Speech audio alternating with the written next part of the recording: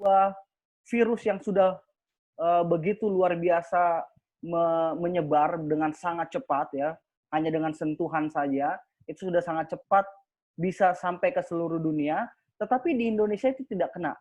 Itu pertanyaan besarnya orang-orang pada masa itu ya. Pada waktu itu, kenapa Indonesia bisa kena? Bahkan sampai ada yang katakan, sudah jangan ditutup-tutupi, diungkapkan saja. Sampai akhirnya kita tahu ya di bulan Maret, di awal Maret, pasien pertama dan pasien kedua kena. Tetapi yang sangat menarik ya, saya mau coba bawa pikiran kita ke situasi pada waktu itu. Yang sangat menarik adalah ketika COVID-19 ini belum masuk ke Indonesia, banyak sekali meme. Benar apa enggak? Katanya, wah, COVID-19 nggak mungkin masuk ke Indonesia. Kenapa? Ya karena ada yang lebih besar penyakitnya daripada COVID-19, yaitu sakit hati katanya gitu. Seperti gambar-gambar yang demikian muncul dan kemudian mulai banyak sekali candaan-candaan tentang adanya COVID-19. Sampai akhirnya COVID-19 ini masuk di awal Maret.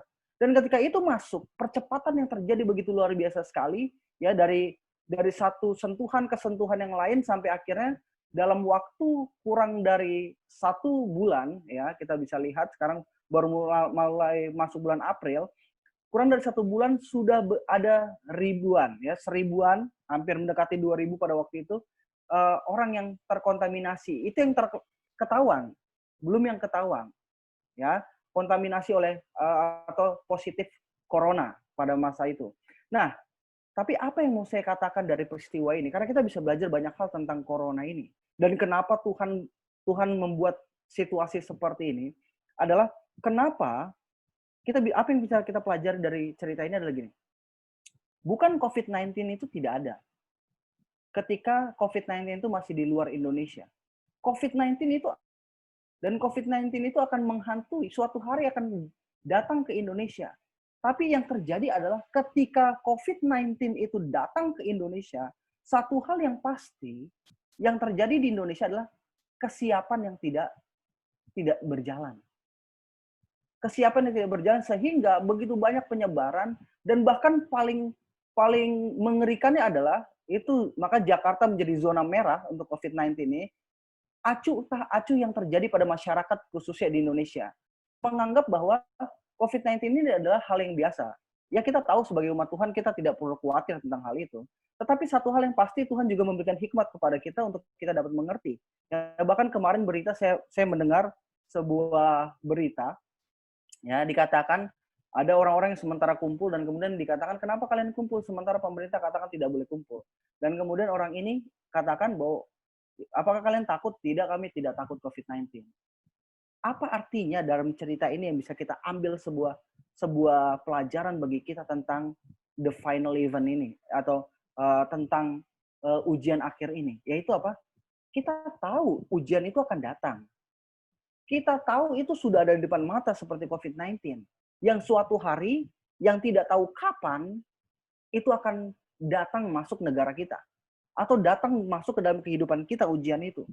Ujian terakhir itu akan datang. Tetapi respon kita sebagai orang ya sama seperti yang terjadi pada respon kita ketika berbicara tentang COVID-19. Itulah sebabnya kenapa kita mempelajari ujian akhir ini bagi kita. Kita tahu sebagai Seventh-day Adventist bahwa ada ujian akhir yang akan datang ke atas kita. Mari kita buka, ya, saya nggak tulis di situ, saya hanya tulis kutipan, nanti kita akan lihat.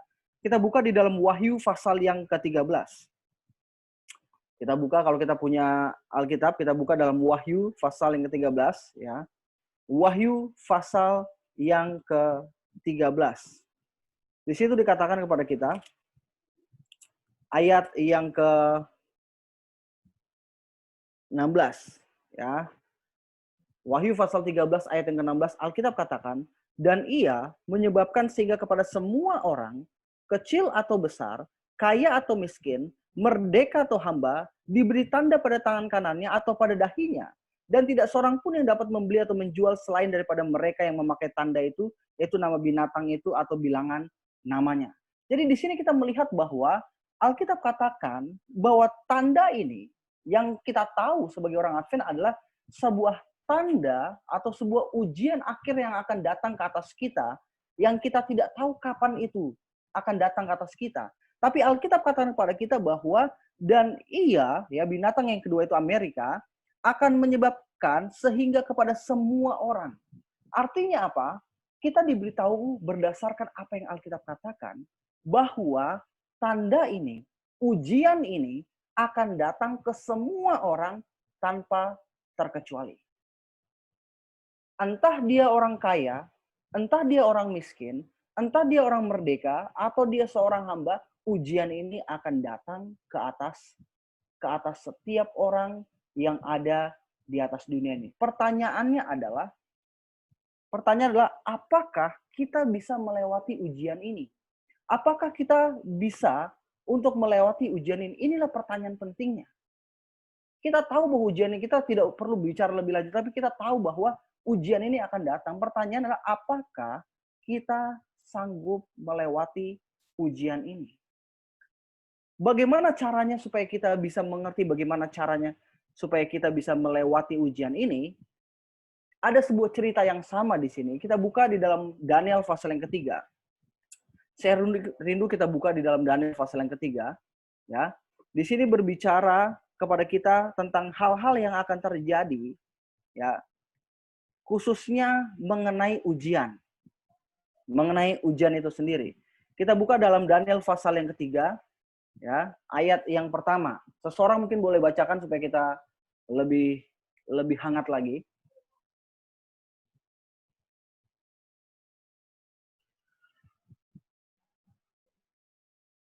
Daniel pasal 3 ayat pertama. Ada yang bisa bacakan? Daniel pasal 3 ayat pertama. Raja Nebukadnezar membuat sebuah patung emas yang tingginya 60 hasta dan lebarnya 6 hasta yang didirikannya di dataran Dura di wilayah Babel. Oke, perhatikan baik-baik apa yang Alkitab sementara katakan kepada kita. Alkitab katakan kepada kita, ya, bahwa Raja Nebukadnezar membuat sebuah patung.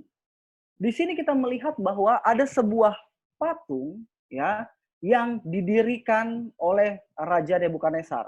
Kita tahu raja melambangkan kuasa negara. Jadi di sini kita melihat bahwa ada kuasa negara yang memaksakan untuk membuat patung. Oke, untuk membuat sebuah patung dikatakan.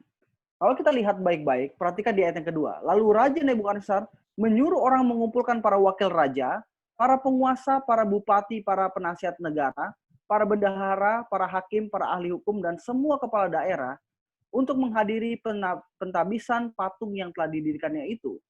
Dan kemudian Alkitab katakan, lalu berkumpullah para wakil raja, para penguasa, para bupati, para penasihat negara, dan para bendahara, para hakim, para ahli hukum, dan semua kepala daerah untuk menghadiri pentabisan patung yang telah didirikan Raja Nebukadnezar.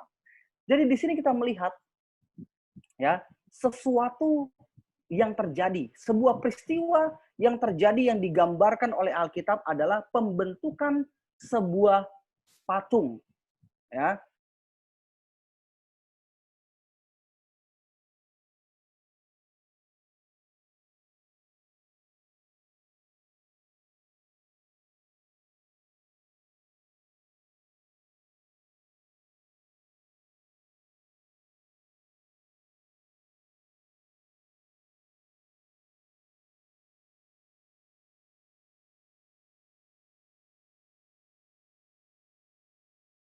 Dijalankan di depan matanya, ia menyebabkan seluruh bumi dan semua penghuninya menyembah binatang pertama yang luka parahnya telah sembuh. Perhatikan baik-baik konteks yang coba Alkitab katakan kepada kita.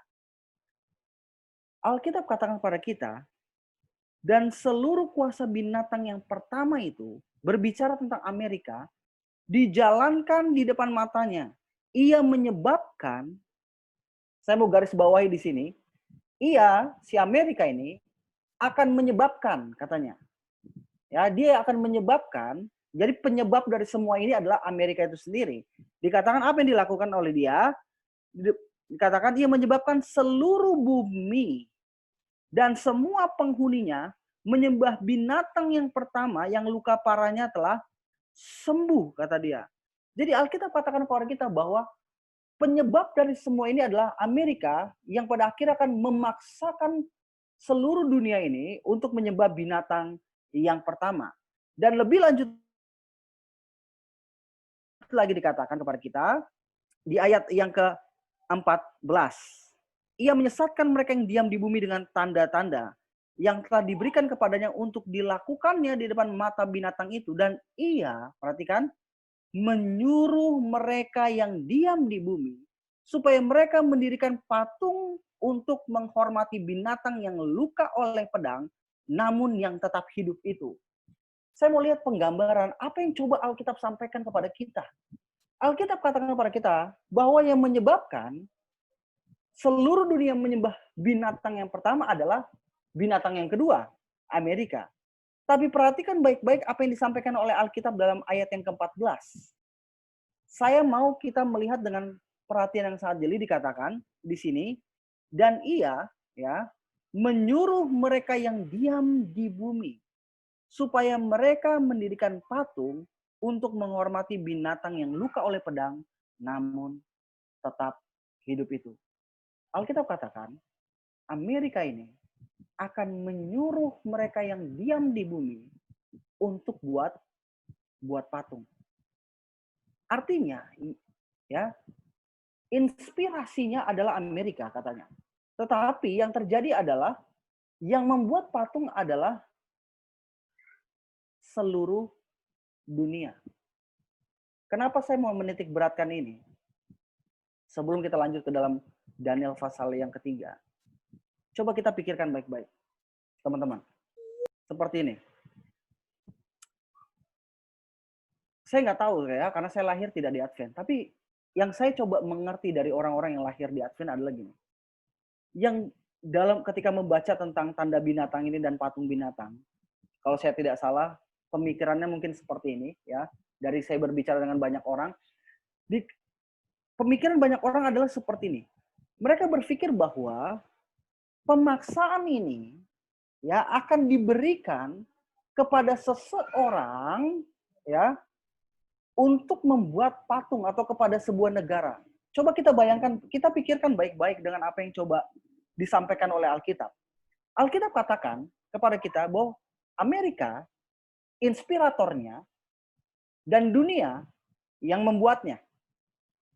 Pertanyaannya adalah gini, apakah setan sebodoh itu untuk memaksa seseorang atau sebuah negara untuk membuat sebuah patung? Ya, itu tidak mungkin. Artinya apa? Perhatikan baik-baik. Artinya, ini ada hubungannya dengan sesuatu yang terjadi di atas dunia ini. Kenapa saya katakan demikian? Sesuatu yang terjadi di atas dunia ini, coba kita buka di ayat yang ke-13. Apa yang terjadi sebelumnya?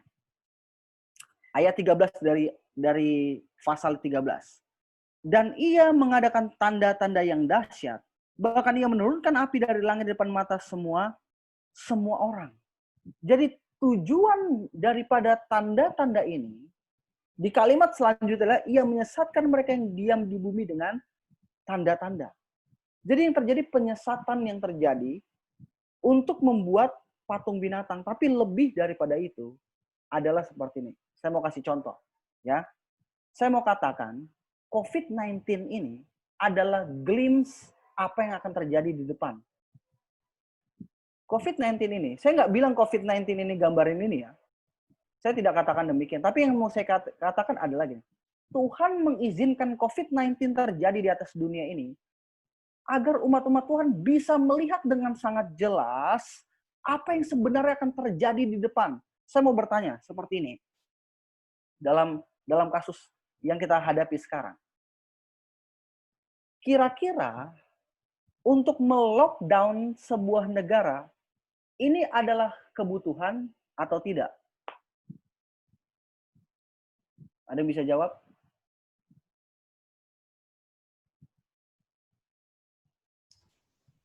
Kebutuhan. Kenapa?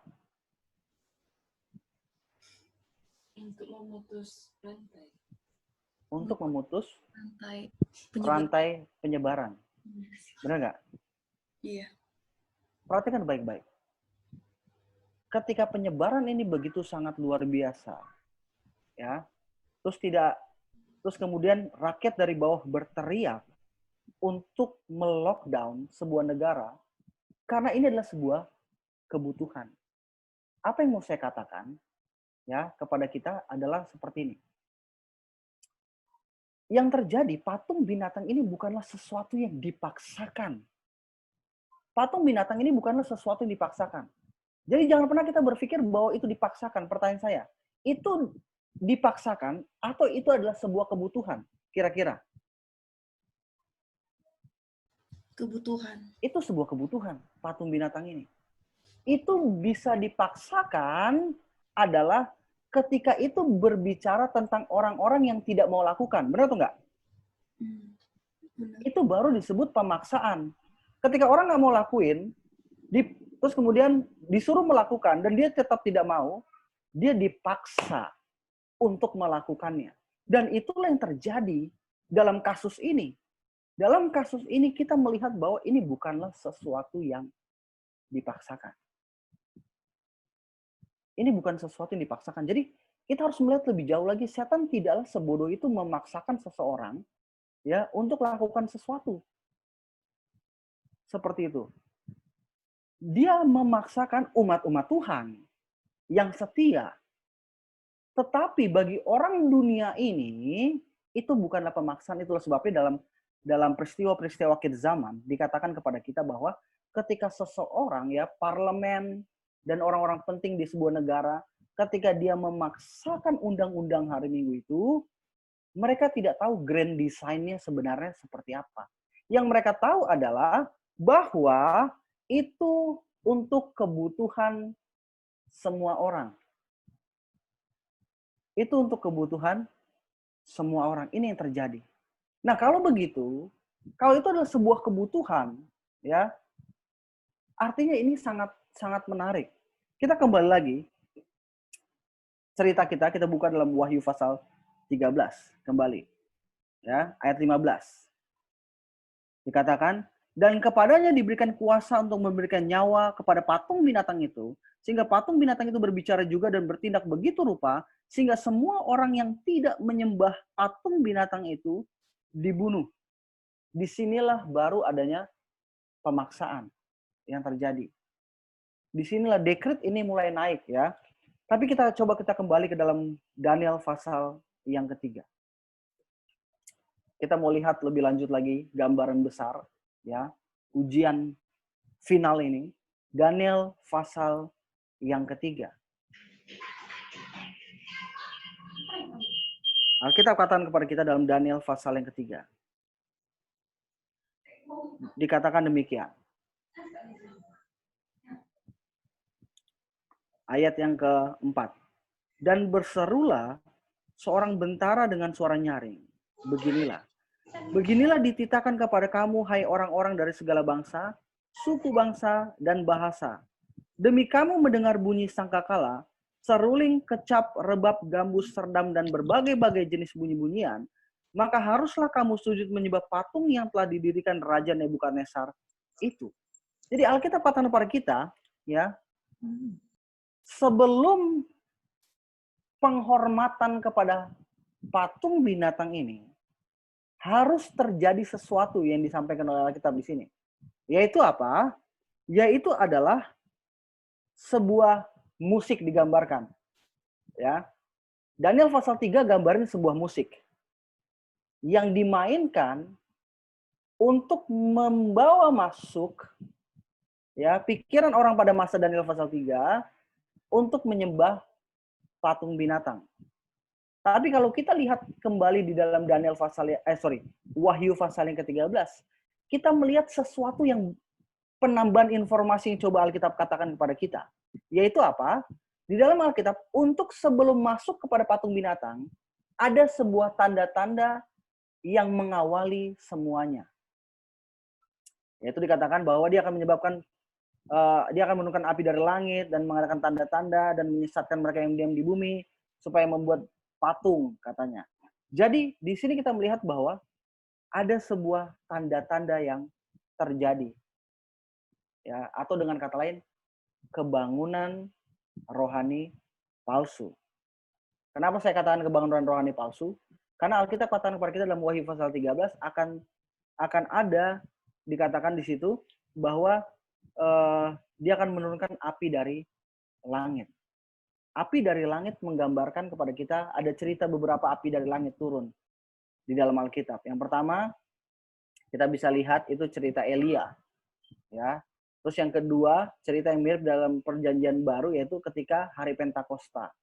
Artinya di sini adalah ada sesuatu yang terjadi sebelum pembentukan patung binatang, yaitu di mana harus terjadi sebuah kebangunan rohani palsu.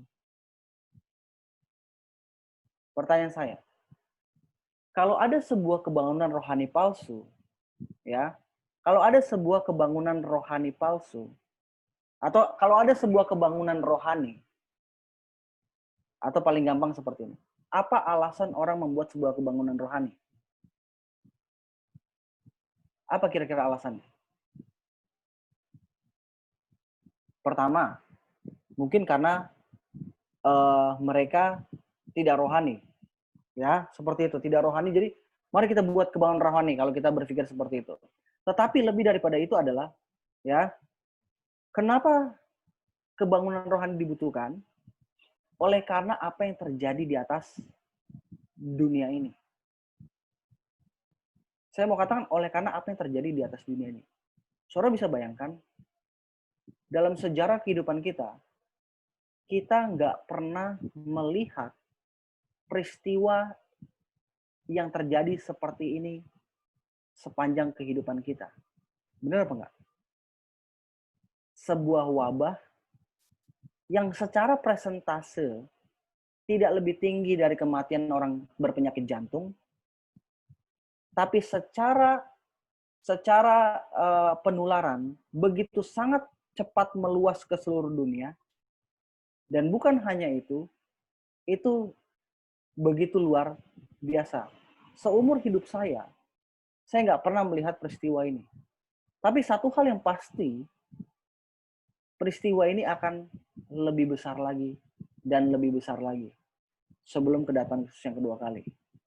Dan saudara bisa bayangkan, apa yang mau saya katakan?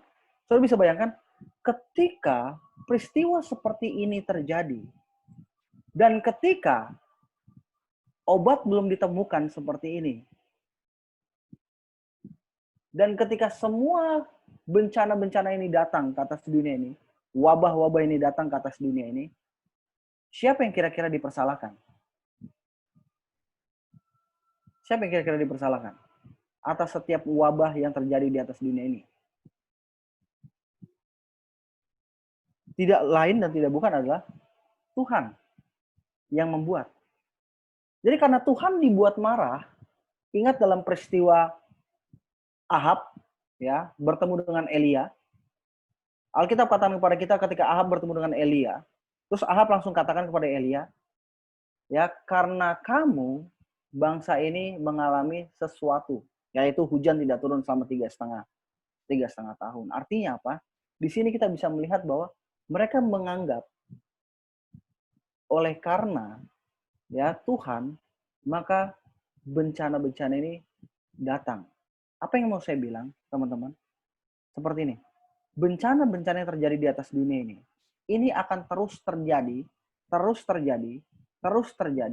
lebih kuat dan lebih kuat lagi, secara intensitas dan secara frekuensi akan sangat, ya.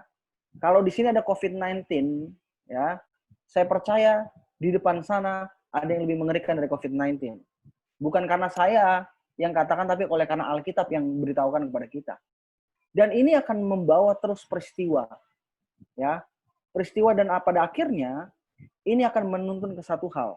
Mari kita lihat lebih lanjut apa yang dikatakan oleh Alkitab. Perhatikan di ayat yang ke-6. Siapa yang tidak sujud menyembah akan dicampakkan seketika itu juga ke dalam perapian yang menyala-nyala. Sebab itu demi segala bangsa mendengar bunyi sangkakala, seruling, kecap, rebab, gambus, dan berbagai-bagai jenis bunyi-bunyian, maka sujudlah orang-orang dari segala bangsa, suku bangsa, dan bahasa, dan menyembah patung emas yang telah didirikan Raja Nebukadnezar itu. Jadi di sini kita melihat bahwa pada akhirnya ya dekret ini akan dikeluarkan. Terus kemudian perhatikan, saya mau kita melihat sesuatu di sini. Dikatakan kita langsung lompat saja ya. Lihat yang ke-10. Tuanku Raja telah mengeluarkan titah bahwa setiap orang yang mendengar bunyi sangkakala, seruling, kecap, rebab, gambus, serdam, dan berbagai-bagai jenis bunyi-bunyian, harus sujud menyembah patung emas itu. Dan bahwa siapa yang tidak sujud menyembah akan dicampakkan ke dalam perapian yang menyala-nyala. Itu dekret kematian di sini. Perhatikan di ayat 12. Ada beberapa orang Yahudi yang kepada mereka telah Tuanku berikan pemerintahan atas wilayah Babel, yakni Sadrak, Mesak, dan Abednego. Orang-orang ini tidak mengindahkan titah Tuanku ya Raja. Mereka tidak memuja dewa Tuanku dan tidak menyembah patung emas yang telah Tuanku dirikan. Saya mau lihat, di sini dikatakan apa yang Alkitab coba sampaikan kepada kita. Di ayat 12 dikatakan, ada beberapa orang Yahudi. Alkitab menggambarkan kepada kita ada beberapa orang Yahudi. Ya. Artinya apa? Pada masa peristiwa itu akan banyak sekali orang Yahudi. Berapa enggak? Kalau kita lihat ya dalam Daniel pasal yang pertama, ketika Nebukadnezar menyerang Babylon, dia membawa orang-orang Yahudi datang ke Babylon. Tapi yang terjadi di sini, dalam peristiwa ini, ada beberapa orang Yahudi. Pertanyaan saya adalah begini. Alkitab dengan sangat jelas menegaskan ada Sadrak, ada Mesak, dan ada Abednego. Ketiga orang ini yang tidak sujud menyembah patung itu. Tapi Alkitab juga katakan kepada kita, yang lainnya artinya sujud menyembah patung binatang ini. Coba kita pikirkan baik-baik, saudara-saudara. Ketika Alkitab katakan kepada kita bahwa hanya beberapa, artinya sedikit sekali orang yang pada waktu itu tidak menyembah patung. Tidak menyembah patung binatang itu sendiri. Dan dengan kata lain, banyak sekali yang pada akhirnya akan menyembah. Pertanyaannya buat kita adalah, apa yang menyebabkan orang-orang pada akhirnya banyak sekali yang menyembah patung binatang ini? Ini terjadi. Kenapa? Karena begini teman-teman. Kalau kita lihat baik-baik kembali ketika tanda binatang itu diberikan, ya. Dulu saya ingat sekali ketika saya pertama kali masuk Advent, di situ dikatakan orang-orang selalu menggambarkan tentang peristiwa yang akan terjadi ketika pemaksaan tanda binatang adalah begini. Selalu saya ingat sampai sekarang, orang akan ketok rumah kita, ya, terus kemudian ketok, terus kemudian orang buka, ketika dibuka, terus kemudian ditanya, Sabat atau Minggu? Kalau bilang Sabat, ditembak, seperti itulah. Itu saya selalu dengar ketika saya pertama kali jadi Advent. Seiring berjalan waktu saya lihat bahwa itu tidak seperti itu yang terjadi. Tidaklah seperti itu. Kenapa? Karena begini. Alkitab katakan kepada kita bahwa hanya sedikit orang yang pada akhirnya tidak akan menyembah patung ini. Ya, akan sangat sedikit orang yang tidak menyembah patung ini. Dengan kata lain, akan banyak orang yang pada akhirnya menyembah patung ini. Pertanyaan buat kita pada malam hari ini adalah, kita di kelompok yang mana? Kita di kelompok yang mana? Kita di kelompok orang yang pada akhirnya akan menyembah atau tidak. Alasannya adalah, apa yang menyebabkan mereka menyembah patung? Apa yang menyebabkan mereka menyembah patung? Kalau kita lihat dalam peristiwa ini, saudara-saudara, ya, kalau kita lihat dalam peristiwa ini, kita melihat bahwa patung binatang ini tidaklah terjadi dalam satu malam. Alkitab gambarkan bahwa tinggi itu 60 hasta. Dalam hasta, ya, dalam hasta satu hasta itu 2,7 kalau saya tidak salah. Ya. Jadi yang terjadi patung ini sangatlah tinggi, hampir 100 meter. Kalau kita lihat. Nah, apa maksudnya? Yang mau coba disampaikan oleh Alkitab adalah peristiwa pembuatan patung ini tidak terjadi dalam satu malam. Kita melihat juga dalam Wahyu pasal 13 bahwa ada pembentukan patung. Dan pembentukan patung itu juga tidak terjadi dalam satu malam. Dan apa yang membuat banyak orang pada akhirnya akan menyembah patung binatang ini. Kita berbicara tentang orang Advent. Artinya apa? Kita adalah orang-orang dengan kemungkinan yang sama yang akan menyembah patung. Pertanyaan saya adalah begini. Apakah orang-orang Yahudi selain Sadrak, Mesak, dan Abednego percaya bahwa menyembah patung itu adalah sebuah keharusan? Mereka nggak akan percaya. Karena Alkitab katakan pada kita, ya, mereka tahu bahwa di dalam Alkitab, jangan menyembah bagimu patung. Itu sudah sangat jelas. Sama seperti kita, ya, Alkitab katakan ingat dan kuduskanlah hari Sabat. Itu sudah sangat jelas bagi kita bahwa hari Sabat adalah hari ketujuh. Tapi alasan mengapa banyak orang pada akhirnya ya akan menyembah patung ini oleh karena persiapan yang tidak dibuat. Saya kasih sebuah kutipan ya. Saudara-saudara, di sini saya akan share screen. Di sini ada sebuah kutipan yang digambarkan. Jadi alasan pertama mengapa ya banyak orang pada akhirnya menyembah patung itu atau gagal dalam ujian itu adalah satu, persiapan yang gagal. Di sini katakan, pekerjaan yang gereja gagal lakukan pada masa damai dan kemakmuran harus dilakukan dalam krisis yang mengerikan di bawah keadaan paling mengecewakan dan situasi yang tidak memungkinkan. Terdapat dalam Testimonies for the Church volume 5 halaman 463 paragraf 2. Jadi di sini dikatakan kepada kita bahwa apa yang membuat pada akhirnya orang-orang ini gagal ya, atau kita pada akhirnya gagal dalam ujian adalah oleh karena persiapan yang kita lakukan pada masa damai seperti ini. Pekerjaan yang gereja gagal lakukan pada masa damai dan kemakmuran. Ini yang terjadi, saudara-saudara. Kita, alasan mengapa kita pada akhirnya gagal di ujian itu adalah karena persiapan yang kurang. Saudara bisa bayangkan, saya mau cerita sebuah cerita seperti ini. Ketika COVID-19 ini, saya awalnya juga berpikir bahwa ini sekedar flu biasa ketika di awal tahun. Ya, saya ingat sekali di awal tahun, saya masih melakukan sesuatu, sampai akhirnya saya melihat dalam waktu hanya 2 bulan saja, peristiwa begitu cepat terjadi. Dan akhirnya kita nggak bisa kemana-mana. Padahal saya ingat banget, perasaan saya baru kemarin-kemarin saya masih bisa pergi ke sana kemari. Tapi sekarang sudah tidak bisa. Oleh karena apa? Kita bisa lihat sebuah peristiwa di atas dunia ini, Ron buat katakan, bahwa timeline yang akan terjadi, saya nggak taruh kutipannya di sini, dikatakan akan rapid one. Artinya apa? Sangat cepat sekali. Itulah sebabnya tadi di awal saya katakan COVID-19 ini sebenarnya ada sebuah selayang pandang yang Tuhan berikan kepada kita bahwa apa yang akan terjadi di depan. Yang saya mau katakan adalah bahwa perubahan itu akan sangat cepat segera terjadi. Kita nggak bisa katakan, oh tenang saja, itu pasti mungkin masih lama.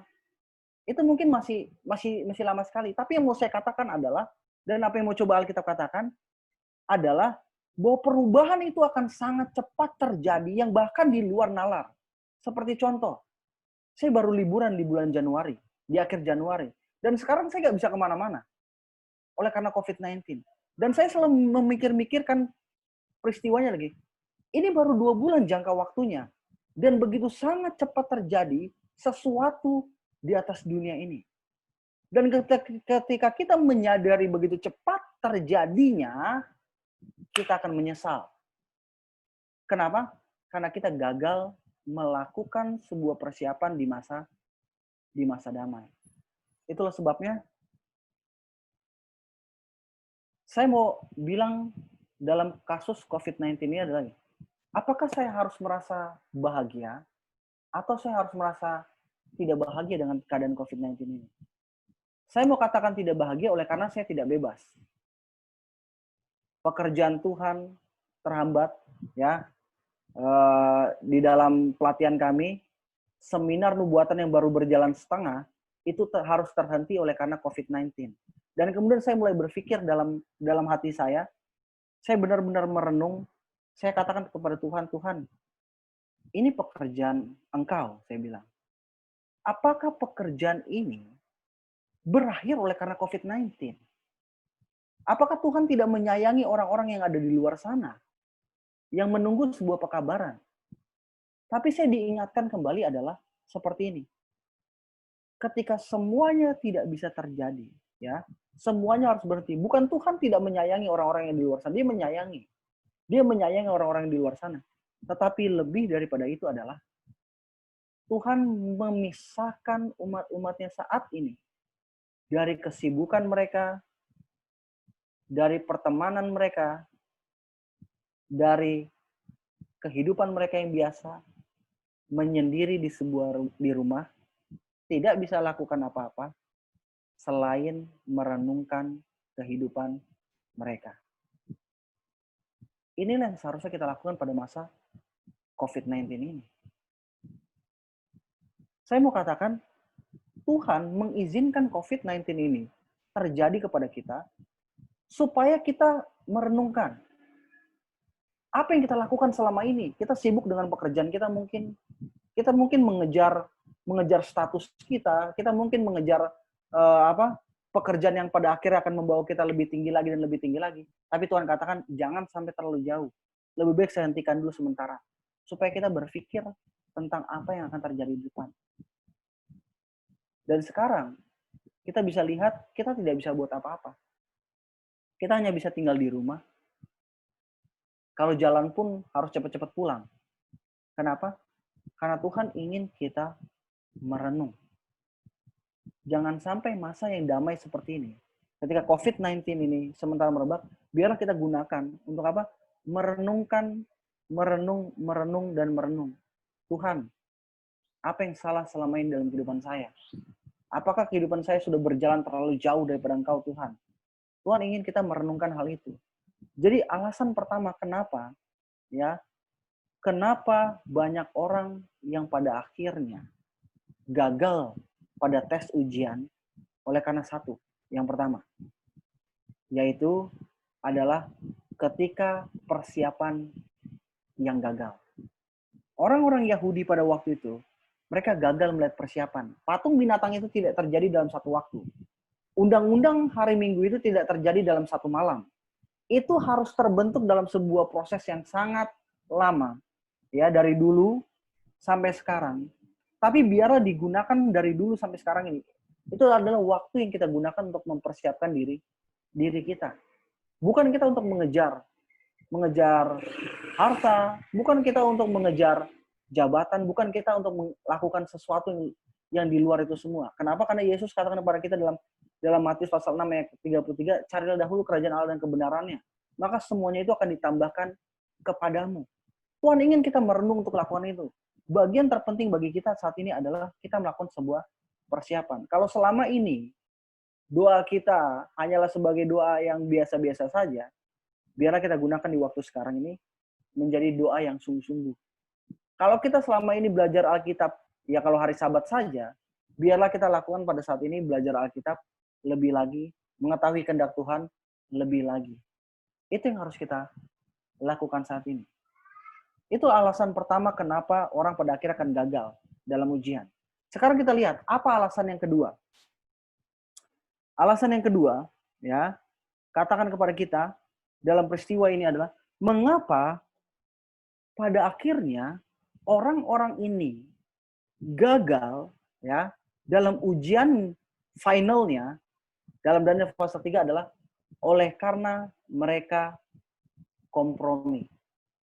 Saya katakan oleh karena mereka kompromi. Kenapa saya katakan oleh karena mereka kompromi? Kalau kita lihat baik-baik, dalam Daniel pasal yang kedua dan Daniel pasal yang ketiga, yang pertama. Dalam Daniel pasal yang pertama, ya, Kita bicara tentang ujian. Pertanyaan saya, ujian terbesar kita adalah ketika undang-undang itu didengungkan. Tapi Tuhan memberikan kepada kita ujian-ujian sebelumnya. Benar atau enggak? Kalau kita mau ujian kenaikan kelas, tidak mungkinlah sekolah kita atau guru kita langsung tiba-tiba memberikan ujian kenaikan kelas. Biasanya selalu ada ujian harian, selalu ada ujian mid semester, selalu ada ujian itu. Kenapa? Karena melalui ujian-ujian inilah, ini akan membawa kita untuk dapat mengerti ujian yang akan datang seperti apa. Dan menyanggupkan kita untuk ujian yang datang seperti apa. Dan apa yang terjadi pada orang-orang Yahudi ini, oleh karena mereka gagal di ujian-ujian sebelumnya. Contoh dalam Daniel pasal yang pertama, ketika 4 orang Ibrani ini, mereka lolos dalam hal ujian makanan, orang-orang yang lain tidak lolos, memilih berkompromi dalam ujian-ujian makanan. Ya, perhatikan baik-baik apa yang kutipan ini katakan. Saya mau kita lihat kutipan ini. Ya, kutipan ini katakan, ketika badai mendekat, sebuah kelompok besar yang mengaku beriman akan pesan malaikat ketiga, tetapi belum disucikan melalui kepatuhan pada kebenaran, meninggalkan posisi mereka dan bergabung dengan barisan musuh. Saudara bisa bayangkan, di sini dikatakan bahwa ketika badai mendekat, yaitu ketika ujian ini mendekat, Alkitab katakan sebuah kelompok besar. Ya, Roh Nubuat katakan kepada kita sebuah kelompok besar. Ya, yang mengaku beriman akan pesan malaikat ketiga, tapi belum disucikan melalui kepatuhan pada kebenaran, meninggalkan posisi mereka dan bergabung dengan barisan musuh. Saudara bisa bayangkan apa? Ini peristiwa yang sama terjadi dalam Daniel pasal yang ketiga. Dari 4 orang itu, kelompok besar yang lain adalah orang-orang yang menyembah patung binatang. Orang-orang yang menyembah patung Nebukadnezar. Dan Roh Nubuat memberitahukan kepada kita, ya, menggambarkan peristiwa dalam Daniel pasal 3 dan mengambilnya kepada peristiwa yang akan terjadi di depan. Dia katakan bahwa sekelompok besar ya akan ada the large class katanya. Artinya apa? Kelas besar ini, kelompok besar ini akan ninggalin. Dikatakan dia akan meninggalkan, ya, yang katanya mengaku beriman. Bukan artinya mereka tidak percaya. Mereka percaya. Bukan mereka tidak percaya. Mereka percaya. Sama seperti dalam kasus dalam Daniel pasal yang ketiga, orang-orang ini tahu, mereka percaya bahwa menyembah patung tidak boleh. Tapi mereka membiasakan diri mereka dengan berkompromi, yang akhirnya kompromi ini menuntun mereka pada akhirnya untuk menyembah patung binatang. Dan bahkan di selanjutnya dikatakan, ya, saya mau kita melihat, di kalimat selanjutnya dikatakan demikian, dengan bersatu dengan dunia dan mengambil bagian dalam rohnya, mereka datang untuk melihat berbagai hal dengan cara yang hampir sama, yaitu dengan dunia, yang hampir sama dengan dunia, dan ketika ujian dibawa, mereka siap untuk memilih sisi yang mudah dan populer. Di sini kita melihat, ya, kepada kita bahwa pada akhirnya ketika ujian itu tiba, orang-orang ini, ya, akan memilih posisi yang mudah. Kenapa? Karena ketika Tuhan memberikan ujian kepada kita, ujian itu kita tinggalkan. Ujian-ujian yang sebenarnya memberikan kekuatan kepada kita untuk kita bisa sampai ke ujian final itu, untuk kita bisa lolos, ya, tapi kita tinggalin. Sama seperti kasus dalam Daniel pasal 3, orang-orang ini mengompromikan. Ketika 4 orang ini, ya, berdiri teguh, berdiri tetap untuk tidak mau makan makanan raja, kebanyakan orang memilih untuk melakukannya, ya. Dan kemudian ini menuntun kepada yang berikutnya dan kepada yang berikutnya. Ini yang terjadi. Jadi apa yang mau disampaikan dalam cerita ini kepada kita adalah, yang pertama, alasan mengapa banyak orang akan gagal dalam final test. Yang pertama, karena tidak memanfaatkan yaitu peristiwa atau masa damai seperti sekarang. Ketika masa damai seperti ini, kita tidak manfaatkan. Dan ketika sebuah masa itu tiba, ujian itu datang, kita berusaha untuk lakukan, kita akan gagal. Seperti kasus orang banyak yang menyembah patung binatang. Yang kedua, ketika kita membiasakan berkompromi dengan satu hal, akhirnya yang terjadi adalah kita pada akhirnya ketika ujian itu datang, kita akan sangat mudah untuk berkompromi dan memilih barisan yang mudah. Itulah sebabnya setiap keputusan yang kita buat itu akan menentukan jalur kita ke depannya. Itu akan menentukan persiapan kita yang ke depannya. Itu yang terjadi. Ya, dan kita lihat dikatakan lebih lanjut, ya, apa yang menuntun orang-orang pada akhirnya berkompromi. Mengapa mereka berkompromi? Saya mau lihat, coba kita buka di dalam 2 Tesalonika pasal yang kedua. 2 Tesalonika pasal yang kedua, ayat yang ke-9. Ya. 2 Tesalonika 2, ayat yang ke-9. Alkitab katakan kepada kita demikian.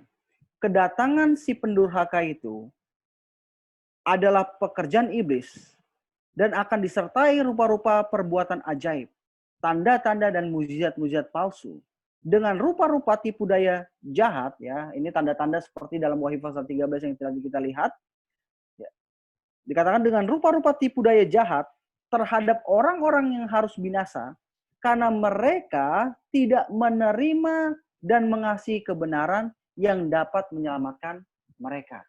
Pada akhirnya banyak orang yang akan ada di posisi yang salah oleh karena yang ketiga. Kenapa mereka bisa berkompromi? Ini akan melanjutkan langkah berikutnya, yaitu apa? Mereka, alasan kenapa orang tidak berkompromi berdasarkan apa yang ayat ini sampaikan kepada kita, karena mereka tidak menerima dan mengasihi kebenaran. Alasan kenapa banyak orang saat ini berkompromi dengan, sebagai contoh dengan sahabat. Banyak orang yang pada akhirnya pergi bersekolah, pergi berkuliah, pergi bekerja pada hari Sabat, dan kemudian berharap suatu hari nanti mereka akan bisa melewati ujian Sabat. Itu tidak mungkin. Kenapa? Karena dari awal mereka sudah kompromi. Kenapa mereka kompromi? Karena mereka menganggap kebenaran ini tidak penting. Mereka tidak benar-benar mengasihi kebenaran ini. Alasan mengapa kita pada akhirnya berkompromi, ya, adalah oleh karena kita tidak mengasihi kebenaran. Jadi apa yang mau disampaikan oleh Alkitab kepada kita, ya, dalam cerita ini adalah apa yang pada akhirnya membuat orang gagal dalam final test adalah satu, karena tidak mempersiapkan diri pada masa damai seperti ini. Yang kedua, karena tidak mempersiapkan diri dengan masa damai ini, mereka tidak melihat dengan sangat jelas apa yang harus dilakukan, sehingga masuklah kompromi. Melihat cara pandang dunia, dan kemudian menyeratakan pandangan dunia itu dengan pandangan dirinya sendiri. Dan akhirnya masuklah kompromi. Dan alasan mengapa masuknya kompromi, oleh karena mereka tidak mencintai dan mereka tidak menerima kebenaran ini. Ini ketiga hal yang pada akhirnya akan membuat kita gagal dalam ujian final itu. Seharusnya kita berpikir dalam cerita ini. Ujian ini akan datang ke seluruh dunia katanya. Setiap orang tanpa terkecuali. Kita nggak bisa berlindung dari ujian ini. Kita nggak bisa berlindung dan minta pertolongan ke suami kita. Kita tidak bisa berlindung dan minta pertolongan ke istri kita. Kita tidak bisa berlindung dan minta pertolongan ke orang tua kita, ke pacar kita, ke pendeta kita, atau ke siapapun. Kita tidak bisa. Yang harus menjadi bagian kita adalah kita mempersiapkan diri. Dan setiap hari kita tidak melakukan kompromi. Kenapa? Karena kompromi yang kecil, ketika kita membuka 1 senti untuk setan, dalam hal berkompromi, maka setan akan mengambil sebanyak ini dari kita. Dan ketika kita membuka sebanyak ini untuk setan, maka dia akan buka lebih lebar dan mengambil buat kita. Jadi jangan pernah kita berpikir untuk melakukan kompromi. Biarlah COVID-19 ini ya mengingatkan kita apa yang sebenarnya kita salah lakukan di masa-masa lalu. Dan apa yang terjadi? Perhatikan saudara-saudara, kita kembali ke dalam Daniel pasal yang ketiga. Daniel pasal yang ketiga. Di sini dikatakan kepada kita, ya, kita lompat ketika mereka dihadapkan kepada Nebukadnezar, dan kemudian Nebukadnezar katakan, saya kasih kesempatan, dan kemudian mereka katakan, oh tidak mau. Dan akhirnya perhatikan baik-baik apa yang terjadi, ayat 21. Lalu diikatkanlah ketiga orang itu dengan jubah, celana, topi, dan pakaian-pakaian mereka yang lain, dan dicampakkannya ke dalam perapian yang menyala-nyala, ayat 32. Karena titah raja itu keras, dipanaskanlah perapian itu dengan luar biasa, sehingga nyala api itu membakar mati orang-orang yang mengangkat Sadrak, Mesak, dan Abednego ke atas. Artinya, dalam peristiwa itu, satu, orang jahat akan mati. Ketika orang ini mencoba mengangkat, ya, Alkitab katakan ini mati. Tapi ada satu lagi. Alkitab katakan kepada kita di ayat 23, tetapi ketika orang itu, yaitu Sadrak, Mesak, dan Abednego jatuh ke dalam perapian yang menyala-nyala itu dengan terikat, ayat 24, kemudian terkejutlah Raja Nebukadnezar lalu bangun dengan segera berkata ia kepada para menterinya, bukankah tiga orang yang telah kita campakkan dengan terikat ke dalam api itu? Jawab mereka kepada raja, benar ya raja. Apa artinya? Orang-orang ini yang telah mempersiapkan diri mereka, yang tidak berkompromi dalam kehidupan mereka, melainkan berdiri teguh kepada Tuhan dan mencintai kebenaran lebih dari apapun, bahkan nyawa mereka, Alkitab katakan kepada kita, Yesus hadir pada waktu itu. Dan itu mengingatkan kita dalam Daniel pasal yang ke-12. Daniel pasal 12 ayat pertama. Pada waktu itu juga akan muncul Mikael, pemimpin besar itu yang akan mendampingi anak-anak bangsamu, dan akan ada suatu waktu kesesakan yang besar, seperti yang belum pernah terjadi sejak ada bangsa-bangsa sampai pada waktu itu, tetapi pada waktu itu bangsamu akan terluput. Yakni barang siapa yang didapati namanya tertulis dalam kitab itu. Artinya apa? Sama seperti Sadrak, Mesak, Abednego terluput oleh karena ada orang keempat yaitu Yesus yang menemani sehingga tidak terjadi apa-apa. Demikian juga dengan kita. Kita akan terluput pada masa kesesakan besar yang tidak pernah digambarkan, yang tidak bisa dibayangkan. Saya mau katakan saudara-saudara, banyak hal yang terjadi ketika COVID-19 ini berlangsung. Ya, kita bisa lihat betapa mudahnya, saya mau katakan, betapa mudahnya peristiwa pemaksaan hari Minggu itu. Kenapa saya katakan betapa mudahnya? Ketika lajur penyakit wabah ini tidak bisa terhentikan, yang berikutnya yang terjadi adalah di lockdown. Ya, ketika di lockdown terjadi, masyarakat berharap dengan negara untuk makan mereka. Tidak peduli jutaan dolar yang ada di rekening mereka, tidak peduli betapa besar rumah mereka, tidak peduli betapa banyaknya harta mereka, mereka berharap hanya pada pemerintah. Apa yang terjadi? Alkitab katakan pada kita, pada masa itu, barang siapa yang tidak memiliki tanda, mereka tidak boleh membeli dan menjual. Artinya apa? Sesuatu yang lebih mengerikan dari lockdown akan terjadi di sana. Akan terjadi di hadapan kita, saya mau katakan. Apa yang terjadi dalam peristiwa itu? Lebih mengerikan dari apa yang kita rasakan saat ini. Kita masih bisa makan. Tapi ini dikatakan orang yang nggak punya tanda, dia nggak akan bisa jual, dan dia nggak akan bisa beli. Mungkin, ya, mungkin oleh karena di-lock pemerintah, atau mungkin karena pasokan dunia ini sudah mulai menghabis. Ini yang terjadi. Pada akhirnya tidak akan bisa berbuat apa-apa. Sekalipun uang begitu banyak. Apa yang mau disampaikan dalam cerita ini, sahabat-sahabatku, adalah ketika kita punya uang, atau ketika kita punya talenta, atau kita punya, gunakan saat ini. Tidak ada waktu yang lebih tepat dari saat ini. Kalau Tuhan berkati kita dengan uang, gunakan uang itu sekarang untuk pekerjaan Tuhan. Kenapa? Karena ada masa uang itu nggak akan berguna lagi. Lakukan untuk pekerjaan Tuhan. Kalau kita punya talenta, lakukan itu untuk pekerjaan Tuhan. Kenapa? Karena ada masa di mana itu nggak bisa dibuat lagi. Ada masa seperti ini. Jadi apa yang saya bilang? Kita punya uang, kita nggak bisa jalan-jalan. Kita punya uang, kita nggak bisa pergi keluar. Akan sangat sulit. Pemerintah melarang dan segala macam. Dalam kasus COVID-19. Tapi ada yang lebih mengerikan dari itu di depan kita. Itulah sebabnya tadi saya katakan, COVID-19 ini adalah sebuah selayang pandang yang Tuhan berikan kepada kita, bahwa apa yang akan terjadi di depan benar-benar nyata. Dan apa yang harus kita lakukan sebagai umat-umat Tuhan di waktu-waktu yang damai seperti ini? Pertama, melakukan persiapan.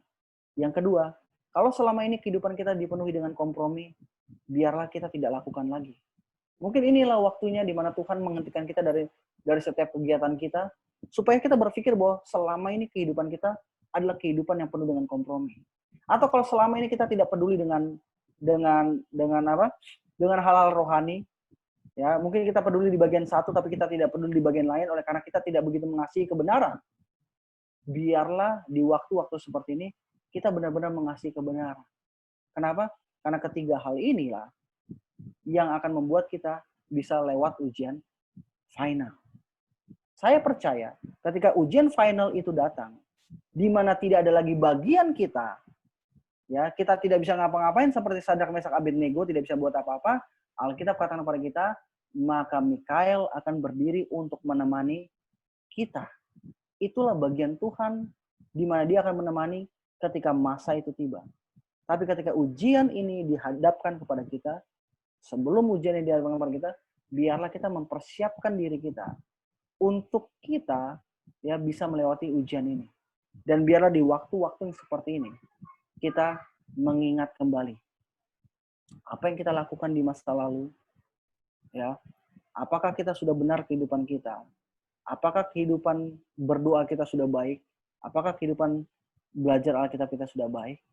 Kalau kita melihat semua ini, ya, dan kita merenungkan pada Tuhan, dan ternyata kita belum melakukan banyak hal, di waktu yang seperti ini adalah waktu yang tepat. Tuhan mau umat-umatnya saat ini merenung, melihat ketika Dia nggak bisa ngapa-ngapain lagi. Kita nggak bisa keluar, kita tidak bisa bertemu dengan teman kita tidak bisa bertemu dengan bekerja di tempat kita, tapi biarlah di waktu ini yang Tuhan berikan, saya katakan, yang kita tidak tahu berapa lama Dia berikan sama kita gunakan dengan sangat baik. Kenapa? Karena ketika kita gagal dalam persiapan kita untuk ujian final ini, kita tidak bisa mengembalikan waktu yang hilang. Itulah sebabnya Alkitab katakan kepada kita, buat apa kamu memiliki seluruh dunia ini tapi kehilangan nyawamu? Dengan apakah engkau dapat mengembalikannya? Nggak ada. Jangan sia-siakan waktu yang ada seperti ini. Biarlah kita mempergunakan waktu ini. Itulah sebabnya Alkitab katakan kepada kita, Rasul Paulus, ya, biarlah redeem the time, katanya dalam King James Version. Karena hari-hari ini adalah jahat. Kalau kita telah lakukan sebuah kegagalan di masa lalu, redeem sekarang. Tebus sekarang. Inilah waktunya. Kalau kita nggak pernah berhubungan dengan Tuhan di masa lalu, inilah waktunya. Kalau kita nggak pernah belajar di masa lalu, inilah waktunya. Kalau kita nggak pernah melakukan pekerjaan Tuhan di masa lalu, inilah waktunya. Kalau kita tidak pernah menggunakan uang kita untuk pekerjaan Tuhan, inilah waktunya. Kalau kita nggak pernah menggunakan talenta kita untuk pekerjaan Tuhan, inilah waktunya. Tidak ada waktu yang lebih baik dari saat ini. Sebuah kesempatan yang Tuhan berikan untuk umat-umatnya merenung, dan ketika COVID-19 ini Tuhan hentikan, umat-umat Tuhan sudah siap untuk pertempuran terakhir. Yaitu apa? Untuk menggunakan setiap sumber daya yang Tuhan berikan kepada kita untuk mengamarkan dunia ini. Bukan lagi untuk mencari kepentingan diri, tapi untuk memancarkan dan untuk dapat membawa banyak orang datang kepada Tuhan. Kiranya pelajaran kita pada sore hari ini dapat menguatkan kita satu sama lain, baik diri saya pribadi, ya, ataupun yang mendengarnya, Dan biarlah kita dapat mempergunakan waktu yang sisa ini dengan sangat baik. Mari kita tunduk kepala, kita berdoa. Maha besar Tuhan Bapa kami yang bertahta dalam kerajaan surga, terima kasih ya Tuhan, di mana Engkau mengingatkan kami kembali ya Tuhan, bahwa ada ujian yang akan kami hadapi di depan. Tuhan yang baik, ampuni kami kalau selama ini kami menganggap remeh ujian ini ya Tuhan. Ampuni kami kalau selama ini kami tidak peduli dan acuh tak acuh dengan ujian ini ya Tuhan. Tapi Engkau masih begitu mengasihi kami, sehingga Engkau memberikan sebuah waktu bagi kami untuk berpikir, waktu bagi kami untuk merenung, dan waktu bagi kami untuk dapat melihat lebih lagi tentang Engkau ya Tuhan. Terima kasih untuk waktu yang ada saat ini ya Tuhan. Bantu kami untuk mempergunakannya dengan sangat baik. Dan biarlah ketika Engkau menyelesaikan wabah yang terjadi di atas dunia ini, kami siap ya Tuhan, untuk digunakan lebih lagi dari waktu-waktu yang sebelumnya. Terima kasih. Berkati kami semuanya ya Tuhan, karena kami berada di dalam nama Yesus Tuhan dan Juru Selamat kami. Amin. Terima kasih kepada Bang Diri ya.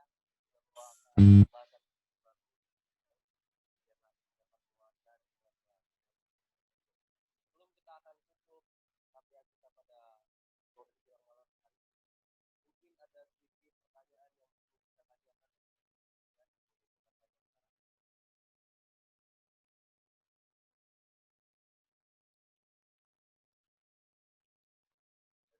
Sepertinya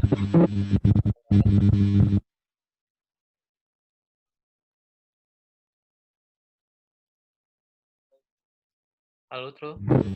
Ya, halo. Oh, sekarang sudah ada suara? Sudah. Oke. Pada saat ini kan, sebelum kita tutup acara KPA kita, nah untuk memperjelas pemahaman kita, mungkin dari teman-teman semuanya ada pertanyaan, lagi Bang Deril bersedia terus nih untuk menjawab pertanyaan-pertanyaan kita. Keluari semua apa yang ada di pikiran kita, nanti Bang Deril akan jawab ini. Ada yang mau jawab? Ada yang mau beri pertanyaan? Saya kasih disclaimer dulu. Oh, oke. Disclaimer-nya,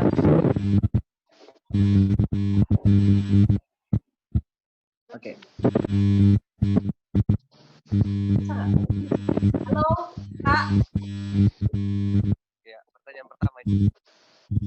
Saya mau tanya.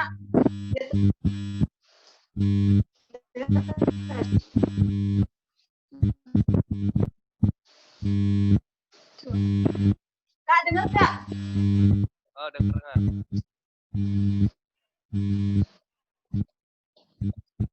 Sudah dengar? Dengar nggak? Dengar. Tuh, headset kali tuh, headset.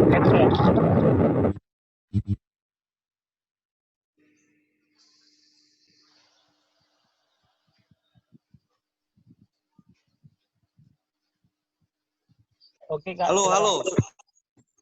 Ya, Oke. Bagi teman-teman yang mau bertanya, boleh disampaikan pertanyaannya. saya mau tanya. Oke, Kak Afri, silakan. Ya, selamat sore Kak Deril. Selamat sore. Saya mau tanya, kalau mengingat ceritanya Daniel dan teman-teman, pada saat itu kan mereka hanya diceritakan bagaimana mereka menurut dan akhirnya mereka didapati dalam keadaan setia. Pertanyaan saya adalah, apakah akan ada waktunya kita hanya seperti itu, hanya menurut saja, tunjukkan kalau benar-benar kita ikut Tuhan, padahal kalau mengingat pekabaran 3 malaikat, kita diamarkan untuk mengabarkan Injil. Nah, saya bertanya, apakah akan ada saatnya kita hanya mendengar saja, kita di tengah-tengah orang-orang yang tidak setia, contohnya, apakah kita memang hanya dituntut untuk menurut dan bertahan dan tunjukkan kalau Allah kita yang benar? Itu Kak, terima kasih. Oke. Jadi kalau kita lihat peristiwa ini dalam Daniel pasal 3, ini adalah sebuah peristiwa ujiannya ya.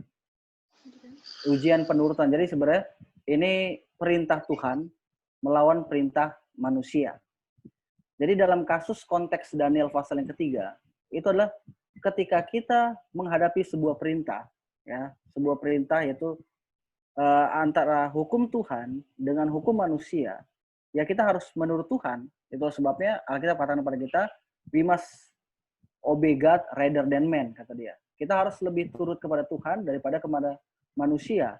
Artinya apa? Kapan kita menurut? Ketika hukum Tuhan ini ya akan bersanding dengan hukum manusia. Kita harus menurut seperti itu. Itu apa? Kita memilih hukum Tuhan, ya. Kita memilih hukum Tuhan. Itu yang terjadi. Artinya karena gini, kalau kita bicara tentang penginjilan, ya, karena konteks kasus ini berbeda dengan penginjilan. Dia lagi sementara sedang bicarakan tentang ujian yang diterima.